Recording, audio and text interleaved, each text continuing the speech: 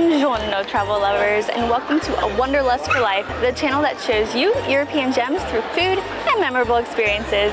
And welcome to Florence, Italy. This is our first time here. We are so excited, and so we are going to take you on our own DIY food tour. So let's get into it. Before we jump in, don't forget to subscribe and hit that notification bell so you don't miss any of our videos. So we have designed our own food tour based on lots of research, from YouTube videos to blog posts, you name it. So we have this great list, and we're gonna see how many we can get done today and tomorrow so you can see the kinds of foods that you should also try here. We're gonna start off at the local market, so let's go eat. For our first food, we are going hard. We are here at the Il Mercato Centrale, the central market, and we were inspired again by the Endless Adventure, who came here and tried this dish. And it's the first one we're trying on this independent food tour. It's the Lambrodoto, and it is made of the fourth stomach of the cow. Like I said, we're going hard. And we got the one with sauce, so hopefully it's a little saucy on the inside. Allison from the Endless Adventure kind of said she kept thinking it was like a barbecue sandwich, so I'm really curious how it's gonna go. And I found out the name of it is actually because the stuff they use on the inside kind of looks a lot like a lamprey, which I have had in another country, which is a big fish. Can't really tell how it smells. It just smells like bread, honestly. The bread is just... Okay, now I'm smelling more like a vegetable soup kind of smell. Yeah, definitely. It kind of smells like a grandma's vegetable soup. I'm a little nervous about it. Yeah, so hopefully the flavor is okay. At first I wasn't sure if I got the stomach or the tripe, but I definitely did because the texture is just totally different. It's like a little squishy, spongy. Honestly, the flavor is good. It's just the texture. I think you have to get past that, but otherwise, I mean, it's pretty decent. I don't know if I'm gonna eat this whole thing. I'm gonna see if Sean likes it, but I really do like the flavor. It's a little, I don't know that it is tomatoey, but it definitely looks a little tomatoey, a little spice, little oily. Yeah, I mean, if you don't mind like that kind of like squishy kind of, almost like I don't like mushrooms, so this is telling, almost like a mushroom type texture.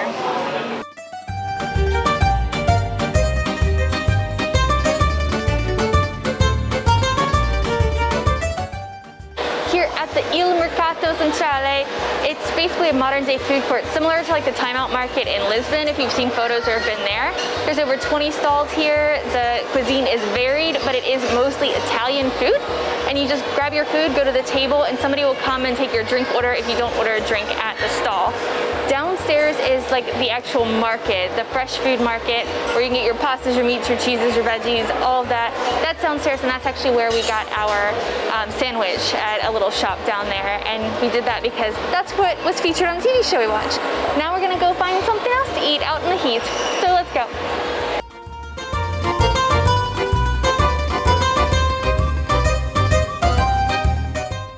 Behind me is the Cathedral of Santa Maria del Fiore, and it is famous for its red tiled dome and colorful marble facade. And can you believe it's from the 13th century? That is impossible to comprehend, but the work that you see on this facade is just mind-blowing. Our next dish we found here at the Osteria de Ganino, and it is basically a naked ravioli, and it's called in Italian naked. So this is a gnundi, which is plural, and one day the story goes that the Tuscans just decided, why put it in a ravioli? Why make the pasta? And I just love that idea. So today we have 3 big balls of this, and it's spinach and ricotta topped with some tomato sauce, and I think there's a sage butter sauce around it. It smells delightful. I'm like dipping it all over the sauce. Oh yeah. I really didn't know what to expect, to be honest. I only love spinach in certain circumstances. This is really good. It's just so light, creamy, and airy. The tomato sauce just adds that little bit of zing, but really the butter sage sauce on the bottom is just, I love this dish. Florence is filled with amazing buildings, and behind me is one of those. This is Palazzo Vecchio, and it is just so grand. I mean, look at this square. It was built, the idea came from 1299 when the people in the government from the city of Florence wanted to create a grand palace that really signified the importance of the city, but they could also use to defend themselves.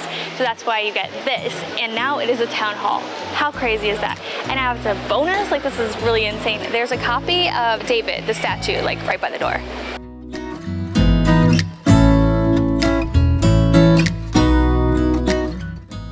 Obviously, one of the things that you should get when you are in Italy, especially when it's a hot day, is gelato. So we are here at Messer Gelato. They are one of the best in the city, and I got one of their classic flavors, which is a crema gelato, and that is with honey and a lavender brew. I don't really know what that means yet, but it is all getting melty and everything, so we're just gonna dig in, but they have tons of flavors, so definitely check it out and pick your favorite. That gelato was awesome, but gelato just melts way too fast. Next up is going to be dinner, and I cannot wait to show you what this is because it's gonna be massive and delicious.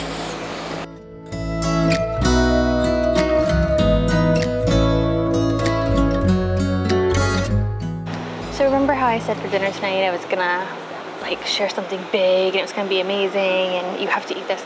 Well, I was recommended a steak here in Florence, which I assumed was a Florentine steak, which should definitely be on a list of foods to try when you're in Florence. Instead, it is a regular steak with blueberries, but it's a steak in Florence. I don't think this would be recommended to me as like a must-eat in Florence if it wasn't delicious, so I'm going to eat it and let you know how it is, and maybe we'll get a Florentine steak in this video. You'll just have to stick around and see because we're still trying to figure it out. We are at Acqua al Due in Florence. That's where this blueberry steak is. Trying the blueberry sauce. Whoa. Okay. So for me, blueberry sauce means on pancakes, which means sweet, syrupy. This is delicious and savory, so complex, like my mouth is watering. So it's blueberry, like you get that ping of the blueberry, but it's also, I don't know what else is mixed in here, but I think it's gonna make a perfect sauce for a steak, so I'm really excited now. I was a little weirded out before. First bite. Wow. Wow. I don't even know what to say. The flavors go so perfectly together. I'm so glad this person told me to come here, even if it isn't a Florentine steak. You have to come try this.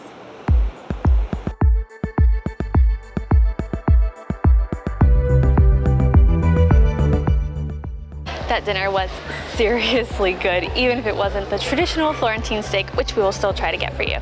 But now we just started strolling along, and then we came by accident to the bridge, the famous bridge, Ponte Vecchio, and caught the sunset. How gorgeous is this? It's not very crowded, obviously right now, August 2020, but this is so magical.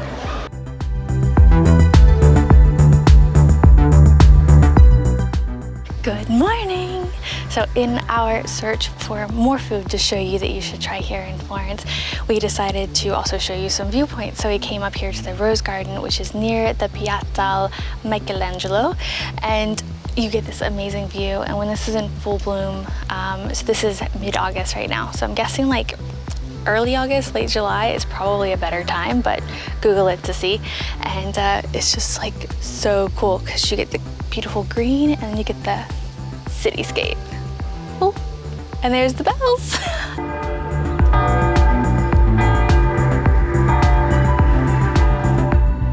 That was quite a hike in this very hot temperatures. I am dripping sweat everywhere.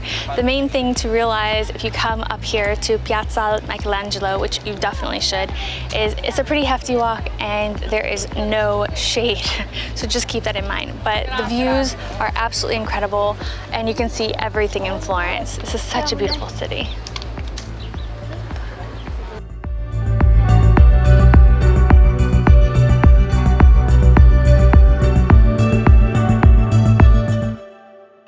Another food on our little DIY food tour here in Florence is Tagliati. think I'm saying that right. And basically it is a platter of meats and cheeses and crostini. And then another thing that you have to try when you're here in Florence is this liver pate on a crostini. And it is called crostini di bagato, I think. I'll put it on the screen. So we kind of hit two birds with one stone. Here we are at La Prosciutteria, and they make an Instagram-worthy platter, and it looks like a lot of food, but we're gonna dig in and see how much we can eat.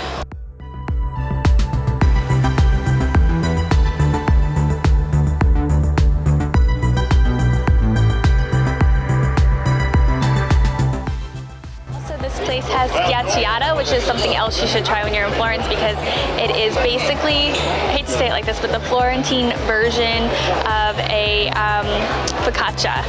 So that's what they do here, and in this place they also do paninis with it, which sounds delicious. But we've had that. We're gonna try to get the Florentine steak in by the end of this video, so let's go see if we can do that. The final thing on our list is obviously the Florentine steak. Yes, we managed to get one before we left. So this one is aged 6 weeks, and it is served rare. So they kind of offer it rare or medium rare. It's traditionally made rare. So they basically just throw it on the fire really quick, turn it, and then they'll season it at the table. He also cut it at the table for us, which was really nice. So I'm really looking forward to trying it, because this will be my first time having steak like this. Here we go. Okay, so I wasn't sure if I would like it rare, but it's actually really nice. It has a nice texture to it. I don't think everybody's gonna love the texture of rare, so you kind of want to be aware of yourself. He did say that like if it was too rare, they could throw it back on the grill, but I feel like that's such a hassle. But yeah, it's really good. It's very flavorful. That dry age really, really helps, and the salt is actually really nice on top. We also have olive oil and salt and pepper if you want to like kind of season it a little more. Our actual final piece of this food tour video is going to be this Cantucci and Vincenzo. We tried Cantucci in Siena and did not love it, but dipping it in this special wine and like letting it soak into the biscuit changes it completely. I don't want to say I love it, but it's a lot better than I expected. Thank you so much for watching this food video of Florence. If you enjoyed it, give the video a like and leave a comment below. Let me know which food you would like to try the most while you're here. And I hope you're thinking about coming to Tuscany, and let me know if you do. I'd love to hear about it. Thanks again for watching, and we'll see you in the next video. Bye guys.